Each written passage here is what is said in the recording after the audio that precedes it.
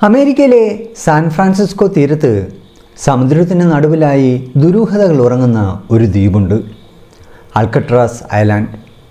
ഒരു കാലത്ത് ലൈറ്റ് ഹൗസായും പിന്നീട് സൈനിക കോട്ടയായും മിലിറ്ററി ജയിലുമായൊക്കെ ഉപയോഗിച്ചിരുന്ന ഈ ദ്വീപിനെ 1964 അമേരിക്കൻ സർക്കാർ ഒരു ഫെഡറൽ ജയിലാക്കി മാറ്റി.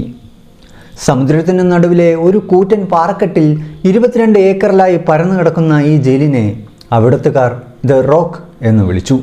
1934 മുതൽ 1963 വരെയുള്ള കാലഘട്ടത്തിൽ അമേരിക്കയിലെ ഏറ്റവും കുപ്രസിദ്ധരായ ക്രിമിനലുകളെ പാർപ്പിക്കാൻ തിരഞ്ഞെടുത്തത് ഈ ജയിലായിരുന്നു. 4 വശവും കടലിനാൽ ചുറ്റപ്പെട്ട ഒരു ദ്വീപായിരുന്നു ഈ ജയിൽ എന്നതിനാൽ തന്നെ എത്ര വലിയ കുറ്റവാളികൾക്കും ഒരിക്കലും രക്ഷപ്പെടാൻ കഴിയില്ല എന്ന വിശ്വാസത്തിലായിരുന്നു ഇവിടെ പാർപ്പിച്ചിരുന്നത്. അൽ കപ്പോൺ, ജോർജ് കെല്ലി, ആൽവൻ കാർപ്പിസ്, റോബർട്ട് സ്കൗട്ട് തുടങ്ങിയ അതിക്രൂരരായ കുറ്റവാളികളുടെ അവസാന അഭയ കേന്ദ്രമായിരുന്നു അൽക്കട്രാസ്. രാജ്യത്തെ ഏറ്റവും അപകടകാരികളായ ഇത്തരം ക്രിമിനലുകളെ തളച്ചിടാൻ തക്കവണ്ണം ഒരിക്കലും രക്ഷപ്പെടാൻ കഴിയാത്ത രീതിയിലാണ് ഈ ജയിൽ രൂപകൽപ്പന ചെയ്തിരുന്നത്. ഒരു വശത്ത് പസഫിക് സമുദ്രത്തിലെ കൊടും തണുപ്പുള്ള വെള്ളവും ആർത്തിരമ്പുന്ന തിരമാലകളും കോട്ടമതിൽ തീർത്തപ്പോൾ മറുവശത്ത് ജയിലിനുള്ളിലെ സുരക്ഷയും അത്യന്തം കർക്കശമായിരുന്നു. തകർക്കാൻ കഴിയാത്ത ഇരുമ്പഴികൾ, ഹൈടെക് സെക്യൂരിറ്റി, കാവൽ മാടങ്ങളിൽ രാവും പകലും തോക്കേന്തി നിൽക്കുന്ന ഗാർഡുകൾ, 12 അടിയോളം ഉയരമുള്ള 2 മുള്ളുവേലികൾ. ഇതിനെല്ലാം പുറമെ ഒരു ദിവസം 12 തവണയെങ്കിലും തടവുകാരെ എണ്ണി തിട്ടപ്പെടുത്തുന്ന കർശന നിയമങ്ങൾ. ഇതെല്ലാം കൂടിയായപ്പോൾ അൽക്കട്രാസ് ശരിക്കും തടവുകാരുടെ നരകമായി മാറി. ഇവിടെ നിന്ന് രക്ഷപ്പെടാൻ ശ്രമിച്ചവരെല്ലാം ഒന്നുകിൽ പിടിക്കപ്പെടുകയോ അല്ലെങ്കിൽ വെടിയേറ്റ് മരിക്കുകയോ ചെയ്തു. ഈ അൾട്ടിമേറ്റ് മാക്സിമം സെക്യൂരിറ്റി കാരണം ഒരിക്കലും രക്ഷപ്പെടാൻ കഴിയാത്ത ജയിൽ, അതായത് ദ ഇൻഎസ്കേപ്പബിൾ പ്രിസൺ എന്ന പദവി അൽക്കട്രാസിന് സ്വന്തമായി. എന്നാൽ 1962 ജൂൺ 12 പ്രഭാതം അമേരിക്കൻ പോലീസിനെ ഞെട്ടിച്ചുകൊണ്ടാണ് ഉണർന്നത്. അൽക്കട്രാസ് ജയിലിൻ്റെ ഇത്രയും കാലത്തെ അഹങ്കാരവും സുരക്ഷാമിഥ്യയും തകർത്തെറിഞ്ഞുകൊണ്ട് ആ വാർത്ത പുറത്തു വന്നു. ലോകത്തെ ഏറ്റവും സുരക്ഷിതമായ ആ ജയിൽ ഭേദിക്കപ്പെട്ടിരിക്കുന്നു. അതും ഒരാളല്ല, 3 തടവുകാരാണ് പോലീസിൻ്റെ കൺമുന്നിലൂടെ, എന്നാൽ കണ്ണിൽ പെടാതെ രാത്രിയുടെ മറവിൽ ആ കൊടും ജയിലിൽ നിന്നും തന്ത്രപൂർവ്വം രക്ഷപ്പെട്ട് ഇരുട്ടിലേക്ക് മറഞ്ഞത്. തങ്ങളുടെ സെല്ലുകളിൽ അവർക്ക് പകരം അവർ കിടത്തിയിരുന്നത് സ്വന്തമായി നിർമ്മിച്ച ഡെമ്മി തലകൾ മാത്രമായിരുന്നു. പോലീസിൻ്റെ സുരക്ഷാ വീഴ്ചയെ നോക്കി പരിഹസിച്ചു കൊണ്ടുവന്നതുപോലെ അവ അവിടെ കിടക്കുന്നുണ്ടായിരുന്നു. ജയിലിൻ്റെ മുക്കും മൂലയും പോലീസുകാർ അരിച്ചു പറക്കി. സമുദ്രത്തിലും വ്യാപകമായ തിരച്ചിൽ നടത്തി. എന്നാൽ രക്ഷപ്പെട്ട തടവുകാരുടെ ഒരു പൊടി പോലും പോലീസിന് കണ്ടെത്താനായില്ല. പോലീസിന് പുറമെ അമേരിക്കയിലെ ഏറ്റവും വലിയ അന്വേഷണ ഏജൻസികളായ FBI, US മാർഷൽ എന്നിവർ കിണഞ്ഞു പരിശ്രമിച്ചിട്ടും ആ തടവുകാരുടെ മൃതദേഹങ്ങളോ അതല്ലെങ്കിൽ അവരെ ജീവനോടെയോ കണ്ടെത്താൻ അവർക്ക് കഴിഞ്ഞില്ല. 60 വർഷങ്ങൾക്കിപ്പുറവും ഈ ജയിൽ ചാട്ടം ഇന്നും ചുരുളഴിയാത്ത ഒരു രഹസ്യമായി തുടരുന്നു. ഒരു കല്ലുകൊണ്ട് നിർമ്മിച്ച സ്പൂൺ, സോപ്പും മുടിയും ഉപയോഗിച്ചുണ്ടാക്കിയ ഡമ്മി തലകൾ, റെയിൻകോട്ടുകൾ കൂട്ടിച്ചേർത്തുണ്ടാക്കിയ ഒരു ചങ്ങാടം, ഇതൊക്കെ വച്ചാണ് അവർ അസാധ്യമെന്ന് കരുതിയ തങ്ങളുടെ സ്വാതന്ത്ര്യത്തിലേക്ക് വഴി തുറന്നത്. സാൻ ഫ്രാൻസിസ്കോയുടെ ചരിത്രത്തിലെ തന്നെ ഏറ്റവും വലിയ മനുഷ്യവേട്ടയായിരുന്നു പിന്നീട് നടന്നത്.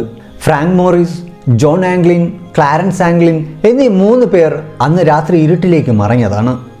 പിന്നീട് ആരും അവരെ കണ്ടിട്ടില്ല.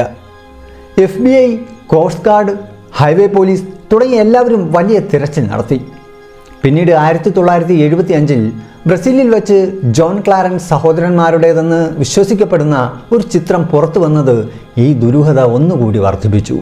ചരിത്രത്തിലെ ഈ ഏറ്റവും തകർപ്പൻ ജയിൽ ചാട്ടത്തിൻ്റെ കഥയ്ക്ക് പിന്നിൽ പ്രധാനമായും 4 കഥാപാത്രങ്ങളാണുള്ളത്. ഒന്നാമൻ അലൻ വെസ്റ്റ്. മോഷണക്കുറ്റങ്ങൾക്ക് 20ലധികം തവണ അറസ്റ്റിലായി ജയിലുകൾക്കുള്ളിൽ പോയ വ്യക്തി. തുടർച്ചയായ കുറ്റകൃത്യങ്ങളും പല ജയിലുകളിൽ നിന്നുള്ള രക്ഷപ്പെടൽ ശ്രമങ്ങളും കാരണം ഒടുവിൽ 1957 അവനെ അൽക്കട്രാസ് ജയിലിലേക്ക് മാറ്റുകയായിരുന്നു. രണ്ടാമത്തെയാൾ ഫ്രാങ്ക് മോറിസ്. ഈ കഥയിലെ ഏറ്റവും ബുദ്ധിമാനായ ക്രിമിനൽ. 133 IQ ഉണ്ടായിരുന്ന ബുദ്ധിമാൻ. 11ാം വയസ്സിൽ മാതാപിതാക്കൾ ഉപേക്ഷിച്ചു പോയ അവൻ തൻ്റെ 13ാമത്തെ വയസ്സിൽ തന്നെ കുറ്റകൃത്യങ്ങളുടെ ലോകത്തേക്ക് കടന്നു. യൗവനത്തിൻ്റെ പകുതിയും അവൻ ജയിലുകൾ കയറി ഇറങ്ങി തീർത്തു. വമ്പനൊരു ബാങ്ക് കൊള്ളയടിച്ചതിന് ലൂസിയാന സ്റ്റേറ്റ് ജയിലിൽ കഴിയവേ അവിടെ നിന്നും അവൻ അതിവിദഗ്ധമായി ജയിൽ ചാടി രക്ഷപ്പെട്ടിരുന്നു. ഒടുവിൽ വീണ്ടും പിടിയിലായപ്പോൾ 14 വർഷത്തെ തടവ് ശിക്ഷ അനുഭവിക്കാൻ 1960 ജനുവരിയിൽ അമേരിക്കയിലെ ഏറ്റവും അപകടകരമായ അൽക്കൻഡ്രാസിലേക്ക് അവനെ അയച്ചു. മൂന്നാമനും നാലാമനും ജോൺ ആംഗ്ലിനും ക്ലാരൻസ് ആംഗ്ലിനുമായിരുന്നു. വെറും 14-ാമത്തെ വയസ്സിൽ തന്നെ തട്ടിപ്പും മോഷണവും കൊള്ളയും പതിവാക്കിയ സഹോദരങ്ങളായിരുന്നു അവർ. ക്രിമിനൽ പശ്ചാത്തലമില്ലാതെ മറ്റൊരു ജീവിതം അവർക്കില്ലായിരുന്നു. മോഷണം കഴിഞ്ഞാൽ ഈ 2 സഹോദരന്മാർക്കും ഏറ്റവും നന്നായി അറിയാവുന്ന മറ്റൊരു കാര്യം നീന്തലായിരുന്നു. അതിൽ അവർ അതിവിദഗ്ധരായിരുന്നു. പക്ഷേ കുറ്റകൃത്യങ്ങളോടുള്ള ആ ആസക്തി ഒടുവിൽ അവരെ കൊണ്ടെത്തിച്ചത് അൽക്കൻഡ്രാസിൻ്റെ തടവറകളിലാണ്. കൊളംബിയ സേവിംഗ് ബാങ്ക് കൊള്ളയടിച്ച കുറ്റത്തിന് ജോൺ ആംഗ്ലിനെ 1960 അവസാനത്തോടെ 15 വർഷത്തേക്കും ക്ലാരൻസ് ആംഗ്ലിനെ 1961 തുടക്കത്തിൽ 10 വർഷത്തേക്കും അൽക്കൻഡ്രാസ് ജയിലിൽ അടച്ചു. Allen west, Frank Morris, Anglin സഹോദരന്മാർ ഈ 4 തടവുകാർക്കിടയിലും പ്രധാനമായും 2 സമാനതകളാണ് ഉണ്ടായിരുന്നത്. ഒന്നാമതായി 4 പേരും മോഷ്ടാക്കളായിരുന്നു. രണ്ടാമത്തെ കാര്യം, അൽക്കൻഡ്രാസിൽ എത്തുന്നതിന് മുമ്പ് തങ്ങൾ കിടന്നിരുന്ന മറ്റു ജയിലുകളിൽ നിന്നെല്ലാം അവർ പലവട്ടം രക്ഷപ്പെടാൻ ശ്രമിച്ചിരുന്നു എന്നതായിരുന്നു.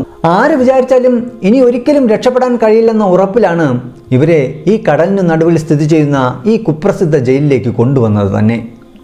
എന്നാൽ പോലീസ് ഉദ്യോഗസ്ഥരോ അൽക്കൻഡ്രാസിനെ ഒരിക്കലും തകർക്കാൻ കഴിയാത്ത ജയിൽ എന്ന് പുകഴ്ത്തിയവരോ സ്വപ്നത്തിൽ പോലും കരുതി കാണില്ല ഇതിനു മുമ്പ് ആർക്കും കഴിയാത്തത് ഈ 4 പേരും കൂടി ചെയ്ത് കാണിക്കുമെന്ന്. അൽക്കൻഡ്രാസിൻ്റെ ആ പ്രതാപത്തിനും സുരക്ഷാ അഹങ്കാരത്തിനും മേൽ അവർ എന്നേക്കുമായി ഒരു കരുനിഴൽ വീഴ്ത്തുമെന്ന്. ഒരേ സ്വഭാവവും ലക്ഷ്യവും ഉള്ളതുകൊണ്ട് തന്നെ അവർ 4 പേരും വളരെ വേഗം സുഹൃത്തുക്കളായി മാറി. മെസ്സിൽ ഭക്ഷണം കഴിക്കാൻ പോകുമ്പോഴോ ജയിലിലെ മറ്റു ജോലികൾ ചെയ്യുമ്പോഴോ സെല്ലിന് പുറത്തിറങ്ങുന്ന സമയങ്ങളിലെല്ലാം അവർ പരസ്പരം അടുത്ത് നിൽക്കാൻ ശ്രമിച്ചു. പോലീസുകാരുടെയും മറ്റ് തടവുകാരുടെയും കണ്ണുവെട്ടിച്ച് പതിഞ്ഞ ശബ്ദത്തിൽ അവർ അൽക്കൻഡ്രാസിൽ നിന്ന് രക്ഷപ്പെടുന്നതിനെക്കുറിച്ച് മാത്രം എപ്പോഴും സംസാരിച്ചു കൊണ്ടിരുന്നു. ശരിക്കും പറഞ്ഞാൽ അവർ 4 പേരും ചേർന്നപ്പോൾ അതൊരു പെർഫെക്റ്റ് കോമ്പിനേഷനായിരുന്നു. ആ സാഹചര്യത്തിൽ ഓരോരുത്തർക്കും ഓരോ പ്രത്യേക ചുമതലകളായിരുന്നു. അസാമാന്യ ബുദ്ധിമാനായ ഫ്രാങ്ക് മോറിസിന് രക്ഷപ്പെടാനുള്ള ഏറ്റവും മികച്ച പ്ലാൻ തയ്യാറാക്കാൻ കഴിഞ്ഞു. പ്ലാനിങ്ങിൻ്റെ പൂർണ്ണ ചുമതല മോറിസിനായിരുന്നു. വർഷങ്ങളായി അൽക്കൻഡ്രാസ് ജയിലിൽ കഴിഞ്ഞു വന്നിരുന്ന അലൻ വെസ്റ്റിന് രക്ഷപ്പെടാൻ ആവശ്യമായ സാധനങ്ങൾ ജയിലിനുള്ളിൽ നിന്ന് തന്നെ രഹസ്യമായി സംഘടിപ്പിക്കാൻ എളുപ്പമായിരുന്നു. 3-4 വർഷത്തെ ജയിൽവാസത്തിനിടയിൽ അവിടുത്തെ കെട്ടിടത്തിൻ്റെ ഘടനയെക്കുറിച്ചും സുരക്ഷാ വീഴ്ചയെക്കുറിച്ചും അവന് കൃത്യമായ ധാരണയുണ്ടായിരുന്നു. ഇതിനെല്ലാം പുറമെ ജോൺ ക്ലാരൻസ് സഹോദരന്മാരുടെ നീന്തലിനുള്ള അപാരമായ കഴിവ് അൽക്കൻഡ്രാസിന് ചുറ്റുമുള്ള അപകടം പിടിച്ച സമുദ്രം നീന്തി കടക്കാൻ ഈ സംഘത്തെ സഹായിക്കുന്നതായിരുന്നു. ഈ പ്രത്യേക കഴിവുകൾ എല്ലാം കൂട്ടിച്ചേർത്തുകൊണ്ട് അൽക്കൻഡ്രാസിൻ്റെ ചരിത്രത്തിലെ ഏറ്റവും വലിയ രക്ഷപ്പെടലിനായി അവർ തങ്ങളുടെ പദ്ധതി മെനയാൻ തുടങ്ങി. എന്നാൽ അവർക്ക് മുന്നിലുണ്ടായിരുന്ന ഏറ്റവും വലിയ കടമ്പ മറ്റൊന്നായിരുന്നു. 4 പേരും ജയിലിൻ്റെ വ്യത്യസ്ത ബ്ലോക്കുകളിലായിരുന്നു തടവിലാക്കപ്പെട്ടിരുന്നത്. തങ്ങളുടെ പ്ലാൻ കൃത്യമായി നടപ്പിലാക്കണമെങ്കിൽ 4 പേരും ഒരേ ബ്ലോക്കിൽ പരസ്പരം ബന്ധപ്പെടാൻ കഴിയുന്ന അടുത്തടുത്തുള്ള സെല്ലുകളിൽ ആയിരിക്കേണ്ടത് അത്യാവശ്യമായിരുന്നു. ഇതിനിടയിലാണ് വളരെ നിർണായകമായ ഒരു രഹസ്യം അവർ കണ്ടെത്തുന്നത്. അൽക്കൻഡ്രാസ് ജയിലിൻ്റെ ബ്ലോക്ക് ബിയുടെ മുകളിലുള്ള വെന്റിലേഷൻ ഷാഫ്റ്റ് കോൺക്രീറ്റ് ഉപയോഗിച്ച് പൂർണ്ണമായും അടച്ചിരുന്നില്ല. അതായത് ആ കൊടും ജയിലിൽ നിന്ന് പുറത്തു കടക്കാൻ ഏതെങ്കിലും ഒരു ചെറിയ പഴുതുണ്ടെങ്കിൽ അത് ബി ബ്ലോക്കിൽ മാത്രമായിരുന്നു. ഇതറിഞ്ഞതോടെ വളരെ തന്ത്രപൂർവ്വം അവർ ജയിൽ അധികൃതരോട് പല കഥകൾ പറഞ്ഞും സൗഹൃദം സ്ഥാപിച്ചും 4 പേരും ബി ബ്ലോക്കിൻ്റെ അടുത്തുള്ള സെല്ലുകളിലേക്ക് മാറുന്നതിന് വിജയിക്കുകയും ചെയ്തു. അങ്ങനെ അവരുടെ ആദ്യത്തെ ലക്ഷ്യം പൂർത്തിയായി. ഇനി ബാക്കിയുള്ളത് രക്ഷപ്പെടാനുള്ള ആ മാസ്റ്റർ പ്ലാൻ പ്രാവർത്തികമാക്കുക എന്നത് മാത്രമായിരുന്നു. ബി ബ്ലോക്കിലെ വെന്റിലേഷൻ ഷാഫ്റ്റ് അത്ര കരുത്തുറ്റതായിരുന്നില്ല. അതുവഴി ജയിലിൻ്റെ മേൽക്കൂരയിൽ എത്തിയാൽ അവിടെ നിന്ന് എളുപ്പത്തിൽ പുറത്തു കിടക്കാം. എന്നാൽ അവരുടെ മുന്നിലെ ഏറ്റവും വലിയ ചോദ്യം ഇതായിരുന്നു: ആ വെന്റിലേഷൻ ഷാഫ്റ്റ് വരെ എങ്ങനെ എത്തും? നീണ്ട നാളത്തെ ആലോചനകൾക്കൊടുവിൽ അവർ അതിനൊരു വഴി കണ്ടെത്തി. തങ്ങളുടെ സെല്ലുകളിലെ തന്നെ വെന്റിലേഷൻ ഗ്രേറ്റുകൾ. ഓരോ തടവുകാരൻ്റെയും സെല്ലുകളിൽ വായു സഞ്ചാരത്തിനായി ഇരുമ്പ് വലകൾ ഘടിപ്പിച്ച ചെറിയൊരു ദ്വാരമുണ്ടായിരുന്നു. ഈ ഇരുമ്പ് വലകൾക്ക് പിന്നിലായി പഴയ പൈപ്പുകളും ഹീറ്റിംഗ് ഡക്ട്സ് പോകുന്ന ഒരു യൂട്ടിലിറ്റി കോറിഡോറും ഉണ്ടായിരുന്നു. ആരും അധികം തിരിഞ്ഞു നോക്കാത്ത ആ ഇരുണ്ട കോറിഡോറിൽ സുരക്ഷാ ക്രമീകരണങ്ങൾ ഒന്നും തന്നെ ഉണ്ടായിരുന്നില്ല. ഈ കോറിഡോർ വഴി മുകളിലേക്ക് കയറിയാൽ മേൽക്കൂരയിലെ വെന്റിലേഷൻ ഷാഫ്റ്റിൽ ആരുടെയും കണ്ണിൽപ്പെടാതെ എത്താൻ സാധിക്കുമായിരുന്നു. സെല്ലിലെ ഇരുമ്പ് വലകൾ എങ്ങനെയെങ്കിലും തകർത്ത് അതിന് ചുറ്റുമുള്ള ഭിത്തി തുറന്ന് ദ്വാരത്തിൻ്റെ വലിപ്പം കൂട്ടിയാൽ അതുവഴി സെല്ലിനു പുറകിലെ കോറിഡോറിലേക്ക് കടക്കാം എന്നതായിരുന്നു അവരുടെ പദ്ധതി. ഈ പ്ലാൻ ഉറപ്പിച്ചതോടെ ആ 4 തടവുകാരും തങ്ങളുടെ സെല്ലുകളിലെ വെന്റിലേഷൻ ഗ്രേറ്റിന് ചുറ്റുമുള്ള 8 ഇഞ്ച് കട്ടിയുള്ള അതിശക്തമായ കോൺക്രീറ്റ് ഭിത്തി തുറക്കാൻ ആരംഭിച്ചു. ഇങ്ങനെ തുറക്കുന്ന കോൺക്രീറ്റിന്റെ മണ്ണും പൊടിയും അവർ സ്വന്തം പോക്കറ്റുകളിൽ ശേഖരിച്ച് സെല്ലിന് പുറത്തുള്ള മറ്റു ജോലികൾക്കായി പോകുമ്പോൾ അവർ പുറത്ത് കളയുമായിരുന്നു. ഇതിനായി അവർ ഉപയോഗിച്ചതാകട്ടെ ജയിൽ അടുക്കളയിൽ നിന്നും മോഷ്ടിച്ച ലോഹ സ്പൂണുകളായിരുന്നു.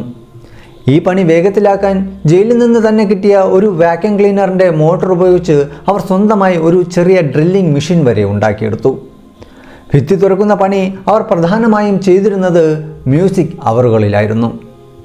എല്ലാ ദിവസവും 1 മണിക്കൂർ തടവുകാരുടെ വിരസത മാറ്റുന്നതിനായി ജയിലിൽ പാട്ട് വയ്ക്കുന്ന സമയമായിരുന്നു അത്. ഈ ശബ്ദത്തിൻ്റെ മറവിൽ ഭിത്തി തുറക്കുന്ന ശബ്ദം പുറത്താരും കേൾക്കാറില്ല. എല്ലാവരും കൂടിയല്ല ഈ പണി ചെയ്തിരുന്നത്, മറിച്ച് ഊഴം വച്ചായിരുന്നു. ഒരാൾ കാവൽക്കാരുടെ നീക്കങ്ങൾ നിരീക്ഷിക്കുമ്പോൾ ബാക്കിയുള്ളവർ തങ്ങളുടെ പണി തുടരും. അങ്ങനെ ആരുടെയും കണ്ണിൽപ്പെടാതെ വളരെ തന്ത്രപൂർവ്വം അവർ തങ്ങളുടെ ദൗത്യം മുന്നോട്ട് കൊണ്ടുപോയി. ദിവസങ്ങളും ആഴ്ചകളും മാസങ്ങളും കടന്നുപോയി. ഒടുവിൽ തങ്ങളുടെ സെല്ലുകളിലെ സിങ്കിന് താഴെയുള്ള വെന്റിലേഷൻ ഗ്രേറ്റിന് ചുറ്റും ഒരാൾക്ക് അനായാസം പുറകിലെ കോറിഡോറിലേക്ക് നുഴഞ്ഞു കയറാൻ പാകത്തിൽ വലിയൊരു ദ്വാരം ഉണ്ടാക്കിയെടുക്കുന്നതിൽ ആ 4 പേരും വിജയിച്ചു. പകൽ സമയങ്ങളിൽ ഈ ദ്വാരങ്ങൾ കാവൽക്കാരുടെ കണ്ണുകളിൽ പെടാതിരിക്കാൻ സംഗീത ഉപകരണങ്ങളോ മറ്റു വലിയ സാധനങ്ങളോ വച്ച് അവർ മറച്ചിരുന്നു. ചിലപ്പോഴൊക്കെ കാർഡ്ബോർഡ് ഉപയോഗിച്ചുണ്ടാക്കിയ വ്യാജ വെന്റിലേഷൻ ഗ്രേറ്റുകളും അവർ അതിനായി ഉപയോഗിച്ചു. പുറത്തുനിന്ന് നോക്കുമ്പോൾ സെല്ലിനുള്ളിൽ എല്ലാം പഴയതുപോലെ സാധാരണമെന്ന പോലെ തോന്നുമായിരുന്നുള്ളൂ. പുറത്തു കിടക്കാനുള്ള ഒരു ഇരുണ്ട തുരങ്കം അവർക്ക് മുന്നിൽ തുറന്നു കഴിഞ്ഞിരുന്നു. അവർ വിചാരിച്ചിരുന്നുവെങ്കിൽ ഏത് പാതിരാത്രിയിലും അതുവഴി മേൽക്കൂരയിലെത്തി വെന്റിലേഷൻ ഷാഫ്റ്റ് തുറന്ന് ഗാർഡുകളുടെ കണ്ണു വെട്ടിച്ച് പുറത്തേക്ക് കടക്കാമായിരുന്നു. പക്ഷേ ജയിലിൻ്റെ കോട്ടമതിലുകൾക്ക് പുറത്ത് കടന്നാൽ മാത്രം പോരല്ലോ, അവർക്ക് മുന്നിൽ അലറിയാർക്കുന്ന പസഫിക് സമുദ്രം കാത്തുകിടപ്പുണ്ടായിരുന്നു. അവിടെ ഇതിനു മുമ്പ് നടന്ന എല്ലാ രക്ഷപ്പെടൽ ശ്രമങ്ങളും പരാജയപ്പെടാൻ കാരണമായതും ആ സമുദ്രം തന്നെയായിരുന്നു. അതുകൊണ്ട് തന്നെ ധൃതിപ്പെടാതെ അവർ ക്ഷമയോടെ കാത്തിരുന്നു. ആ കൊടും തണുപ്പുള്ള വെള്ളവും ഭയാനകരമായ തിരമാലകളും മറികടക്കാൻ ലൈഫ് ജാക്കറ്റുകളും ഒരു ചങ്ങാടവും തുഴയും നിർമ്മിക്കാൻ അവർ തീരുമാനിച്ചു. ഇതൊക്കെ നിർമ്മിച്ചെടുക്കാൻ സുരക്ഷിതമായ ഒരു ഇടം വേണമായിരുന്നു. അതിനായി തങ്ങൾ ഉണ്ടാക്കിയ ദ്വാരം വഴി കോറിഡോറിലെത്തി തങ്ങളുടെ സെൽ ബ്ലോക്കിന് മുകളിലായി ആരും കടന്നു ചെല്ലാത്ത ഒരിടത്ത് ഒരു രഹസ്യ വർക്ക്ഷോപ്പ് തന്നെ അവർ സജ്ജീകരിച്ചു. ആരും അറിയാതെ തങ്ങളുടെ രക്ഷപ്പെടലിനായുള്ള ഉപകരണങ്ങൾ അവിടെ ഇരുന്ന് അവർ പണി തുടങ്ങി. പക്ഷേ ഇവിടെ അവർക്ക് മുന്നിൽ മറ്റൊരു വെല്ലുവിളി ഉണ്ടായിരുന്നു. രാത്രി സമയങ്ങളിൽ സെല്ലിന് പുറത്തിറങ്ങി വർക്ക്ഷോപ്പിൽ പണിയെടുക്കാൻ പോയാൽ ഇടവേളകളിൽ പരിശോധനയ്ക്ക് വരുന്ന ഗാർഡുകൾ സെല്ലിൽ ആളില്ലെന്ന് എളുപ്പത്തിൽ കണ്ടുപിടിക്കും. തങ്ങളുടെ പ്ലാൻ മുഴുവൻ അതോടെ പൊളിയും. ഈ പ്രശ്നം മറികടക്കാൻ അവർ കണ്ടെത്തിയ സൂത്രം ചരിത്രത്തിലെ തന്നെ ഏറ്റവും മികച്ച ഒന്നായിരുന്നു. തങ്ങളുടെ തന്നെ മുഖമുള്ള വ്യാജ തലകൾ. പ്ലാസ്റ്റർ, ടോയ്ലറ്റ് പേപ്പർ, ജയിലിൽ കിട്ടുന്ന സോപ്പ്, ടൂത്ത്പേസ്റ്റ് എന്നിവയെല്ലാം കുഴച്ചു ചേർത്ത് അവർ തങ്ങളുടെ മുഖത്തിൻ്റെ കൃത്യമായ ഡമ്മികൾ ഉണ്ടാക്കിയെടുത്തു. അത് കൂടുതൽ യാഥാർത്ഥ്യമാകണമെന്ന് തോന്നിക്കാൻ അതിൽ പെയിൻ്റ് അടിക്കുകയും യഥാർത്ഥ മുടി വച്ചു പിടിപ്പിക്കുകയും ചെയ്തു. ജയിലിലെ ബാർബർ ഷോപ്പിൽ നിന്ന് മറ്റ് തടവുകാരുടെ മുടി വെട്ടുമ്പോൾ ക്ലാരൻസ് ആംഗ്ലിൻ രഹസ്യമായി ശേഖരിച്ച മുടിയായിരുന്നു ഇതിനായി ഉപയോഗിച്ചത്. അതിനുശേഷം രാത്രികളിൽ യൂട്ടിലിറ്റി കോറിഡോറിലൂടെ രഹസ്യ വർക്ക്ഷോപ്പിലേക്ക് പണിയെടുക്കാൻ പോകുമ്പോഴെല്ലാം ഈ വ്യാജ തലകൾ അവർ തങ്ങളുടെ കിടക്കയിൽ തലയിണയ്ക്ക് മുകളിൽ വയ്ക്കുകയും ശരീരത്തിൻ്റെ ആകൃതി തോന്നിപ്പിക്കാൻ കമ്പിളികൾക്കുള്ളിൽ തുണികൾ കുത്തി നിറച്ച ശേഷം കഴുത്തുവരെ പുതപ്പിച്ച് വയ്ക്കുമായിരുന്നു. സെല്ലിന് പുറത്തുനിന്ന് നോക്കുന്ന ഗാർഡുകൾക്ക് തടവുകാർ സുഖമായി ഉറങ്ങുന്നതാണെന്നേ തോന്നുമായിരുന്നുള്ളൂ. പോലീസുകാരുടെ കണ്ണിൽ പൊടിയിടാനുള്ള ഈ തന്ത്രം വൻ വിജയമായതോടെ ആ 4 പേരും തങ്ങളുടെ രഹസ്യ വർക്ക്ഷോപ്പിൽ രക്ഷപ്പെടാനുള്ള ഉപകരണങ്ങൾ അതിവേഗം നിർമ്മിക്കാൻ തുടങ്ങി. ജയിലിലെ അടുക്കള, അലക്കുപുര, വർക്ക്ഷോപ്പ് എന്നിവിടങ്ങളിൽ നിന്നായി പല സാധനങ്ങളും അവർ മോഷ്ടിച്ചെടുത്തു. തങ്ങളുടെ പക്കലുണ്ടായിരുന്ന ഒരു മാഗസീനിൽ നിന്നും ലഭിച്ച ആശയങ്ങൾ വച്ച് ജയിലിൽ നിന്ന് മോഷ്ടിച്ച 50ലധികം റെയിൻകോട്ടുകൾ കൂട്ടിച്ചേർത്ത് അവർ സുരക്ഷിതമായ ലൈഫ് ജാക്കറ്റുകളും ഒരു റബ്ബർ ചങ്ങാടവും നിർമ്മിച്ചെടുത്തു. ഈ ചങ്ങാടത്തിൽ കാറ്റ് വീർപ്പിക്കാൻ ഫ്രാങ്ക് മോറിസ് കണ്ടെത്തിയ വഴിയായിരുന്നു ഏറ്റവും അതിശയകരം. താൻ എപ്പോഴും വായിക്കാറുണ്ടായിരുന്ന കൺസെർട്ടിന എന്ന സംഗീതോപകരണമായിരുന്നു അവൻ അതിനായി ഉപയോഗിച്ചിരുന്നത്. മരക്കഷ്ണങ്ങളും മോഷ്ടിച്ച സ്ക്രൂകളും ഉപയോഗിച്ച് അവർ സമുദ്രം താണ്ടാനുള്ള പങ്കായവും റെഡിയാക്കി. മാസങ്ങൾ നീണ്ട തയ്യാറെടുപ്പിനൊടുവിൽ രക്ഷപ്പെടാനുള്ള കാര്യങ്ങളെല്ലാം ഏറെക്കുറെ റെഡിയായി. ഇതിനൊപ്പം തന്നെ തങ്ങൾക്ക് പുറത്തു കിടക്കാനുള്ള അവസാന പഴുതായ സെൽ ഹൗസിൻ്റെ മേൽക്കൂരയിലേക്കുള്ള വെന്റിലേഷൻ ഷാഫ്റ്റിൻ്റെ സ്ക്രൂകളും ഇരുമ്പ് അഴികളും അവർ പതുക്കെ ഇളക്കി മാറ്റാൻ തുടങ്ങിയിരുന്നു. അൽക്കട്രാസിൻ്റെ ഇരുമ്പ് മറകൾ ഭേദിച്ച് പുറത്തു കിടക്കാനുള്ള ആ രാത്രിക്ക് വേണ്ടിയുള്ള കാത്തിരിപ്പിലായിരുന്നു അവർ. അങ്ങനെ അവരുടെ രക്ഷപ്പെടൽ പദ്ധതി ഏതാണ്ട് പൂർത്തിയായി കഴിഞ്ഞിരുന്നു. ഇനി അവർക്ക് അറിയേണ്ടിയിരുന്നത് ഒന്ന് മാത്രം: തങ്ങളുടെ പ്ലാൻ വിജയത്തിലെത്തുമോ അതോ മുൻകാലങ്ങളിൽ രക്ഷപ്പെടാൻ ശ്രമിച്ചിരുന്നവരെ പോലെ പരാജയപ്പെടുമോ? മറ്റ് ഏതൊരു ദിവസത്തെയും പോലെ 1962 ജൂൺ 11 പകലും അസ്തമിച്ചു. അൽക്കട്രാസിലെ സാധാരണ ദിവസങ്ങളിലൊന്നായി. സന്ധ്യ മയങ്ങതോടെ തടവുകാരെല്ലാം മെസ്സിൽ നിന്ന് ഭക്ഷണം കഴിച്ച് തങ്ങളുടെ സെല്ലുകളിലേക്ക് മടങ്ങി. പതിവ് പോലെ കാവൽക്കാർ സെല്ലുകൾ തോറും കയറിയിറങ്ങി തടവുകാരുടെ എണ്ണം എടുക്കാൻ തുടങ്ങി. രാത്രി കൃത്യം 9:30 ആയപ്പോൾ തടവുകാർക്ക് ഉറങ്ങാനായി ജയിലിനുള്ളിലെ പ്രധാന വിളക്കുകളെല്ലാം അണച്ചു. അതുവരെ എല്ലാം സാധാരണമായിരുന്നു. എന്നാൽ ഇനി നടക്കാൻ പോകുന്നത് അൽക്കട്രാസിൻ്റെ ചരിത്രത്തെ തന്നെ എന്നേക്കുമായി തിരുത്തി കുറിക്കാൻ പോകുന്ന ഒരു സംഭവമായിരുന്നു. ആ അർദ്ധരാത്രി ആ കൊടും ജയിലിൻ്റെ അഹങ്കാരത്തെയും സൽപ്പേരിനെയും മണ്ണോട് ചേർക്കാൻ പോവുകയായിരുന്നു. ലൈറ്റുകൾ അണങ്ങിയ ഉടനെ തങ്ങളുടെ മാസ്റ്റർ പ്ലാനിൻ്റെ ബുദ്ധി കേന്ദ്രമായ ഫ്രാങ്ക് മോറിസ് കൂട്ടാളികൾക്ക് ആ ഒരു രഹസ്യ സന്ദേശം കൈമാറി. ഇന്ന് രാത്രിയാണ് ആ രാത്രി. നമ്മളിന്ന് രക്ഷപ്പെടുന്നു. ഇതോടെ അവർ തങ്ങളുടെ സെല്ലുകളിലെ വെന്റിലേഷൻ ഗ്രേറ്റുകൾ ഇളക്കി മാറ്റി. പകൽ സമയത്ത് ആരുടെയും കണ്ണിൽ പെടാതിരിക്കാൻ അവർ വച്ചിരുന്ന വ്യാജ കോൺക്രീറ്റും സിമൻറ്റും വളരെ വേഗം നീക്കം ചെയ്യാൻ തുടങ്ങി. നിമിഷങ്ങൾക്കകം ഫ്രാങ്ക് മോറിസും ജോൺ ആംഗ്ലിൻസും ക്ലാരൻ ആംഗ്ലിൻസും ആ ദ്വാരത്തിലൂടെ നുഴഞ്ഞിറങ്ങി സെല്ലിന് പുറകിലെ ഇരുണ്ട കോറിഡോറിലെത്തി. എന്നാൽ അലൻ വെസ്റ്റിന് മാത്രം അവിടെ നിന്നും പുറത്തു കടക്കാനായില്ല. അവൻ വച്ച സിമൻറ്റ് കട്ടിയായി ഉറച്ചു പോയിരുന്നു. അവനത് പൊളിച്ചു മാറ്റാൻ ഇരുട്ടത്തിരുന്ന് പാടുപെടുകയായിരുന്നു. അവന് കുറച്ച് സമയം കൂടി നൽകിക്കൊണ്ട് ബാക്കി 3 പേരും തങ്ങളുടെ രഹസ്യ വർക്ക്ഷോപ്പിൽ നിന്നും രക്ഷപ്പെടാൻ ആവശ്യമായ സാധനങ്ങളെല്ലാം ശേഖരിക്കാൻ തുടങ്ങി. എല്ലാം തയ്യാറായിരുന്നു. പക്ഷേ അലൻ വെസ്റ്റിന് അപ്പോഴും ഭിത്തിയിലെ ദ്വാരം പൂർണ്ണമായും തുറക്കാൻ കഴിഞ്ഞിരുന്നില്ല. കൂട്ടാളികൾ കോറിഡോറിൽ നിന്നുകൊണ്ട് അവനെ സഹായിക്കാൻ പരമാവധി ശ്രമിച്ചു. എന്നാൽ അന്നത്തെ ആ രാത്രിയിൽ വിധി അലൻ വെസ്റ്റിനൊപ്പമായിരുന്നില്ല. സമയമേറെ കടന്നുപോയി. ഇനിയും വൈകിയാൽ തങ്ങളുടെ പ്ലാൻ മുഴുവൻ തകരുമെന്ന് മനസ്സിലാക്കിയ ആ 3 പേർക്കും ഒടുവിൽ ഒരു കടുത്ത തീരുമാനമെടുക്കേണ്ടി വന്നു. തങ്ങളുടെ സുഹൃത്തിനെ അവിടെ ഉപേക്ഷിച്ച് അവർ 3 പേരും മുന്നോട്ട് നീങ്ങി. അതൊരു ചരിത്രയാത്രയായിരുന്നു. തങ്ങളുടെ പക്കലുണ്ടായിരുന്ന സാധനങ്ങളെല്ലാം ഭദ്രമാക്കി എടുത്തുകൊണ്ട് 30 അടിയോളം ഉയരമുള്ള സെൽ ഹൗസിൻ്റെ മേൽക്കൂരയിലെത്താൻ അവർ അവിടുത്തെ പൈപ്പുകളിലൂടെ മുകളിലേക്ക് വലിഞ്ഞു കയറി. ഒടുവിൽ വെന്റിലേഷൻ ഷാഫ്റ്റ് തുറന്ന് അവർ 3 ആ കൊടും ജയിലിൻ്റെ മേൽക്കൂരയിലെത്തി. ആ സമയത്ത് അവിടെയാകെ കനത്ത മൂടൽമഞ്ഞും രാത്രിയുടെ ഭയാനകരമായ നിശബ്ദതയും തളം കെട്ടി നിന്നിരുന്നു. ജയിലിൻ്റെയും കാവൽ മാടങ്ങളുടെയും വെളിച്ചമൊഴിച്ചാൽ ചുറ്റും കൂരിരുട്ട് മാത്രം. ഒരു ചെറിയ ശബ്ദം പോലും ഉണ്ടാക്കാതെ അതീവ ശ്രദ്ധയോടെ 100 അടിയോളം ഉയരം വരുന്ന മേൽക്കൂര അവർ കടന്നു. തുടർന്ന് താഴേക്ക് പോകുന്ന ഒരു ചെറിയ പൈപ്പിലൂടെ ഊഴ്ന്നിറങ്ങി അവർ നിലത്തെത്തി. അവിടെ നിന്നും വാച്ച് ടവറിലെ ഗാർഡുകളുടെ കണ്ണു വെട്ടിച്ച് അൽക്കട്രാസിന് ചുറ്റുമുള്ള 12 അടി ഉയരമുള്ള 2 മുള്ളുവേലിയും അതിവിദഗ്ധമായി മറികടന്ന് അവർ സമുദ്രതീരത്തെത്തി. ടവറിൽ നിന്നുള്ള വെളിച്ചമെത്താത്ത ഒരു ഇരുണ്ട ഭാഗത്തായിരുന്നു അത്. അവിടെ വെച്ച് റെയിൻകോട്ടുകൾ ഉപയോഗിച്ച് തങ്ങൾ തയ്യാറാക്കിയ ചങ്ങാടം കൺസെർട്ടിന എന്ന ആ സംഗീതോപകരണം കൊണ്ട് കാറ്റടിച്ച് വീർപ്പിച്ച് അവർ പതുക്കെ വെള്ളത്തിലിറക്കി. ലൈഫ് ജാക്കറ്റുകൾ ധരിച്ച് രാത്രിയുടെ ആ കൂരിരുട്ടിൽ പസഫിക്കിലെ അലറി ആർക്കുന്ന തിരമാലകളെ വകഞ്ഞു മാറ്റി ലോകത്തിലെ ഏറ്റവും സുരക്ഷിതമായ ജയിലായ അൽക്കട്രാസിൻ്റെ തടവറ ഭേദിച്ച് അവർ ആ സമുദ്രത്തിലേക്ക് നുഴഞ്ഞു നീങ്ങി. അൽക്കട്രാസ് അപ്പോഴും സുഖമായി ഉറങ്ങുകയായിരുന്നു. തങ്ങളുടെ മൂക്കിന് താഴെ കൂടി 3 കൊടും കുറ്റവാളികൾ തടവു ചാടിയ കാര്യം അവിടെ കാവൽ നിന്നിരുന്ന പോലീസുകാർ സ്വപ്നത്തിൽ പോലും അറിഞ്ഞിട്ടുണ്ടായിരുന്നില്ല.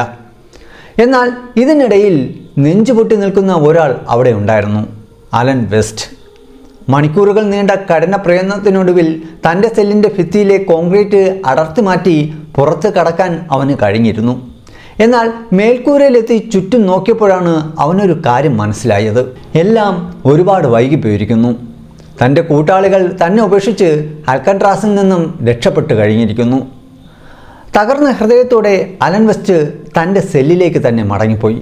1962 ജൂൺ 12 പ്രഭാത സൂര്യൻ അൽക്കട്രാസിലേക്ക് ഉദിച്ചുയർന്നത് അമേരിക്കയെ ഒന്നാകെ പിടിച്ചുകുലുക്കിയ ആ വാർത്തയുമായാണ്. രാവിലെ പതിവ് പോലെ കാവൽക്കാർ തടവുകാരെ എണ്ണാൻ തുടങ്ങിയപ്പോൾ 3 പേരുടെ കുറവുണ്ടായിരുന്നു. ഗാർഡുകൾ ഉടൻ തന്നെ അവരുടെ സെല്ലുകൾക്ക് മുന്നിലേക്ക് ഓടിയെത്തി. പുറത്തു നിന്ന് നോക്കുമ്പോൾ മൂവരും പുതപ്പിനടിയിൽ സുഖമായി ഉറങ്ങുകയാണെന്ന് തോന്നുകയായിരുന്നുള്ളൂ. ഗാർഡുകൾ ഉച്ചത്തിൽ വിളിച്ചിട്ടും അനക്കമൊന്നും കാണാതായതോടെ അവർ സെല്ല് തുറന്ന് അകത്തേക്ക് കയറി. ദേഷ്യത്തോടെ അലറിക്കൊണ്ട് ഗാർഡ് തൻ്റെ കയ്യിലുണ്ടായിരുന്ന വടികൊണ്ട് കിടക്കുകയായിരുന്ന തടവുകാരൻ്റെ തലക്കടിച്ചതും ആ തല വലിയ ശബ്ദത്തോടെ താഴേക്ക് വീണ് അതിൻ്റെ മൂക്കടർന്നു. ഫ്രാങ്ക് മോറിസും ആംഗ്ലിൻ സഹോദരന്മാരും തങ്ങളുടെ കിടക്കയിൽ ഉപേക്ഷിച്ചു പോയ ആ വ്യാജ തലകളായിരുന്നു അത്. തുടർന്ന് പുതപ്പ് മാറ്റി നോക്കിയപ്പോഴാണ് ശരീരമാണെന്ന് തോന്നിപ്പിക്കാൻ തരത്തിൽ കുറേ തുണികളും ടവലുകളും കുത്തി നിറച്ച് വച്ചിരിക്കുകയാണെന്ന് പോലീസുകാർക്ക് മനസ്സിലായത്. സെല്ലിനുള്ളിൽ നടത്തിയ വിശദമായ പരിശോധനയിൽ വെന്റിലേഷൻ ഗ്രേറ്റിന് സമീപത്തായി ഭിത്തിയിലുണ്ടാക്കിയ ആ വലിയ ദ്വാരം ഗാർഡുകളുടെ ശ്രദ്ധയിൽപ്പെട്ടു. ആരും അറിയാതെ കിടന്നിരുന്ന പുറകിലെ ഇരുണ്ട യൂട്ടിലിറ്റി കോറിഡോറിലേക്കായിരുന്നു അത് തുറന്നിരുന്നത്. ഞെട്ടലോടെ ഗാർഡുകൾ ആ ദ്വാരത്തിലൂടെ കോറിഡോറിലേക്ക് കടന്നു. അവിടെ കുറച്ചകലെയായി അവിടെ വച്ച് പോലീസുകാർ ആ തടവുകാരുടെ രഹസ്യ വർക്ക്ഷോപ്പ് കണ്ടെത്തി. തുടർന്ന് വെന്റിലേഷൻ ഷാഫ്റ്റിലൂടെ മുകളിലെത്തിയ അവർക്ക് മേൽക്കൂരയിൽ രക്ഷപ്പെട്ട തടവുകാരുടെ കാൽപ്പാടുകളും വ്യക്തമായി കാണാമായിരുന്നു. കാര്യങ്ങളുടെ കിടപ്പ് ഗാർഡുകൾക്ക് മനസ്സിലായി. അൽക്കട്രാസിൻ്റെ ചരിത്രം തിരുത്തിക്കുറിച്ചുകൊണ്ട് 3 കൊടും കുറ്റവാളികൾ ജയിൽ ചാടിയിരിക്കുന്നു. ഉടനെ തന്നെ അപായ സൈറനുകൾ മുഴങ്ങി. അൽക്കട്രാസ് ജയിൽ പൂർണ്ണമായും ലോക്ക്ഡൗൺ ചെയ്തു. ജയിലിൻ്റെ മുക്കും മൂലയിലും അവർക്കായി തിരച്ചിൽ ആരംഭിച്ചു. അമേരിക്കൻ പോലീസിന് പുറമെ FBI-യും ആർമിയും അവിടെ കുതിച്ചെത്തി. അൽക്കട്രാസിൻ്റെ ചരിത്രത്തിലെ ഏറ്റവും വലിയ തിരച്ചിലിനാണ് പിന്നീട് ലോകം സാക്ഷ്യം വഹിച്ചത്. അൽക്കട്രാസിന് ചുറ്റുമുള്ള കരയും കടലുമെല്ലാം അവർ അരിച്ചു പെറുക്കി. എന്നാൽ രക്ഷപ്പെട്ട തടവുകാരുടെ ഒരു പൊടി പോലും അവർക്ക് കണ്ടെത്താനായില്ല. ഇതിനിടയിൽ തുടക്കം മുതൽ ഈ പ്ലാനിങ്ങിൻ്റെ ഭാഗമായിരുന്ന അലൻ വെസ്റ്റിനെയും ഉദ്യോഗസ്ഥർ ചോദ്യം ചെയ്തു. അവൻ്റെ സെല്ലിൽ നടത്തിയ പരിശോധനയിൽ മറ്റുള്ളവരുടേതിന് സമാനമായ ഒരു വ്യാജ തല ഉദ്യോഗസ്ഥർ കണ്ടെടുത്തു. കാര്യങ്ങൾ കൈവിട്ടു പോകുമെന്ന് മനസ്സിലാക്കിയ അലൻ വെസ്റ്റ് ഒട്ടും വൈകാതെ തന്നെ തങ്ങളുടെ പ്ലാനുകൾ മുഴുവനുമായും പോലീസിനോട് പറഞ്ഞു. അവൻ്റെ മൊഴി അനുസരിച്ച് അൽക്കട്രാസിൽ നിന്നും രക്ഷപ്പെട്ട ശേഷം റബ്ബർ ചങ്ങാടത്തിൽ അടുത്തുള്ള ഏഞ്ചൽ ഐലൻഡിൽ എത്താനായിരുന്നു അവരുടെ പദ്ധതി. അവിടെ നിന്നും റാക്കൂൺ സ്ട്രേറ്റ് കടന്ന് മാരീൻ കൗണ്ടിൽ എത്തുക എന്നതായിരുന്നു ലക്ഷ്യം. അവിടെ എത്തിയ ശേഷം ഒരു കാറും കുറച്ച് വസ്ത്രങ്ങൾ മോഷ്ടിച്ച് സുരക്ഷിതമായ മറ്റൊരിടത്തേക്ക് കടക്കാനായിരുന്നു അവർ പ്ലാൻ ചെയ്തിരുന്നത്. ആദ്യമൊക്കെ അലൻ വെസ്റ്റ് കള്ളം പറയുകയാണെന്നാണ് FBI കരുതിയത്. എന്നാൽ ഏഞ്ചൽ ഐലൻഡിന് ചുറ്റും നടത്തിയ പരിശോധനയിൽ അലൻ വെസ്റ്റ് പറഞ്ഞതെല്ലാം സത്യമാണെന്ന് അവർക്ക് ബോധ്യപ്പെട്ടു. തടവുകാർ രക്ഷപ്പെട്ട് വെറും 2 ദിവസത്തിന് ശേഷം, അതായത് ജൂൺ 11 ഏഞ്ചൽ ഐലൻഡിൻ്റെ തെക്കൻ തീരത്തു നിന്നും അവർ സ്വന്തമായി നിർമ്മിച്ച ഒരു പങ്കായം കണ്ടെടുത്തു. കൂടാതെ അന്ന് തന്നെ അവിടെ നിന്നും പ്ലാസ്റ്റിക്കിൽ പൊതിഞ്ഞ ഒരു ചെറിയ റബ്ബർ പാക്കറ്റും പോലീസിന് ലഭിച്ചു. ഇതിനുള്ളിൽ ആംഗ്ലിൻ സഹോദരന്മാരുടെ കുടുംബ ചിത്രവും ചില കത്തുകളുമായിരുന്നു. ഇതിന് കുറച്ച് ദിവസങ്ങൾക്ക് ശേഷം ഗാർഡൻ ഗേറ്റ് ബ്രിഡ്ജിൻ്റെ തീരത്ത് വെച്ച് അവരുടെ ചങ്ങാടത്തിൻ്റെ കീറിയ ഒരു കഷണം അന്വേഷണ ഉദ്യോഗസ്ഥർക്ക് ലഭിച്ചു. കൂടാതെ അൽക്കട്രാസിൽ നിന്നും വെറും 50 യാർഡ് അകലെയായി ഒരു വീർപ്പിച്ച നിലയിലുള്ള ഒരു ലൈഫ് ജാക്കറ്റും അവർ കണ്ടെത്തി. ഇത് ആ 3 പേരിൽ ഒരാളുടെ ആയിരുന്നു. കോസ്റ്റ് ഗാർഡിനും പോലീസിനും FBI-ക്കും ആർമിക്കുമൊക്കെ ഈ തെളിവുകളെല്ലാം ലഭിച്ചുവെങ്കിലും രക്ഷപ്പെട്ട ആ 3 തടവുകാരിൽ ഒരാളെ പോലും അവർക്ക് കണ്ടെത്താനായില്ല. ലഭിച്ച തെളിവുകൾ അവർ രക്ഷപ്പെട്ട രാത്രിയിലെ മോശം കാലാവസ്ഥ, അൽക്കട്രാസിന് ചുറ്റുമുള്ള കൊടും തണുപ്പുള്ള വെള്ളം, ഭയാനകരമായ തിരമാലകൾ എന്നിവയെല്ലാം വെച്ച് അധികാരികൾ ഒരു നിഗമനത്തിലെത്തി. ആ 3 പേരും അൽക്കട്രാസിൽ നിന്ന് രക്ഷപ്പെട്ടുവെങ്കിലും സമുദ്രത്തിലെ ആ ഭീമാകാരമായ തിരമാലകളെ അതിജീവിക്കാൻ അവർക്ക് കഴിഞ്ഞിട്ടുണ്ടാകില്ല. അവരുടെ റബ്ബർ ചങ്ങാടം പാതി വഴിയിൽ തകർന്ന് അവർ മുങ്ങി മരിച്ചിട്ടുണ്ടാകാം. അതുകൊണ്ടായിരിക്കാം അവരുടെ സാധനങ്ങളെല്ലാം ഇങ്ങനെ ചിതറിക്കിടക്കുന്ന നിലയിൽ കടലിൽ നിന്ന് കണ്ടെത്തിയത്. ഇനിയിപ്പോൾ അവർ എങ്ങനെയെങ്കിലും ആ സമുദ്രം നീന്തിക്കടന്ന് ജീവനോടെ രക്ഷപ്പെട്ടിട്ടുണ്ടെങ്കിൽ തന്നെയും പുറത്ത് അവർക്ക് ജീവിക്കാനും ഭക്ഷണം കഴിക്കാനും യാത്ര ചെയ്യാനുള്ള പണം കൈവശമുണ്ടായിരുന്നില്ല. രക്ഷപ്പെട്ടതിന് ശേഷം പണത്തിനായി വീണ്ടും ഒരു മോഷണം നടത്തുക എന്നതും ഏറെക്കുറെ അസാധ്യമായിരുന്നു. കാരണം അവരുടെ പേരിൽ ഇതിനോടകം തന്നെ ഫോട്ടോകൾ പതിച്ച വാറണ്ടുകൾ പുറപ്പെടുവിച്ചിരുന്നു. അവരുടെ ചിത്രങ്ങൾ പത്രങ്ങളിലും മറ്റുമായി എല്ലായിടത്തും പതിപ്പിച്ചിരുന്നു. അതുകൊണ്ട് തന്നെ അങ്ങനെ ഏതെങ്കിലും ചെയ്യാൻ ശ്രമിച്ചാൽ അവർ ഉടനടി പോലീസിൻ്റെ പിടിയിലാകുമായിരുന്നു. ഇതിനെല്ലാം പുറമെ അവർ മരിച്ചു എന്ന നിഗമനം ഒന്നുകൂടി ഉറപ്പിക്കുന്ന മറ്റൊരു സംഭവം കൂടി നടന്നു.